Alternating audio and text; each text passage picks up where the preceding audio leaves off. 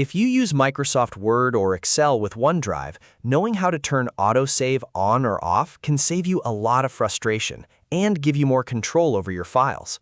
In this quick tutorial, I'll show you exactly where to find the AutoSave switch, how to turn it on so your changes save automatically, and how to turn it off if you prefer to save manually. If this video helps, please hit the like button and subscribe for more simple tech tutorials. All right, let's jump in. First, open Microsoft Word, Microsoft Excel 2019, or any other Microsoft Office app that supports OneDrive files. This can be a document, spreadsheet, or another file that's already stored in Microsoft OneDrive.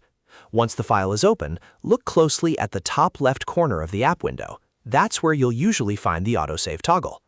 If you want to turn AutoSave on, simply click the toggle so it switches to on. Once it's enabled, Microsoft Office will automatically save your changes to OneDrive as you work.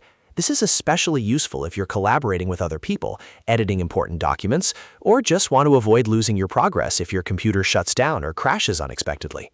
If you want to turn AutoSave off, click the same toggle again so it switches to off.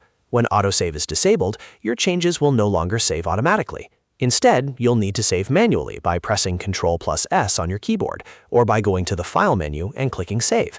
This is helpful if you want to make changes without syncing them immediately, or if you're testing edits before finalizing your file. Keep in mind that AutoSave only appears when you're working on a file stored in OneDrive or SharePoint. If you don't see the toggle, double-check that the file is actually saved in the cloud and not just on your local computer. Also, if AutoSave is grayed out, it may be because the file format or document permissions don't support it. So to recap, open your Office app, open a OneDrive file, look in the top left corner, and use the AutoSave toggle to switch it on or off depending on how you want to work. That's all it takes. If this tutorial helped you, make sure to like the video, subscribe to the channel, and turn on notifications so you don't miss the next helpful guide. Thanks for watching, and I'll see you in the next one.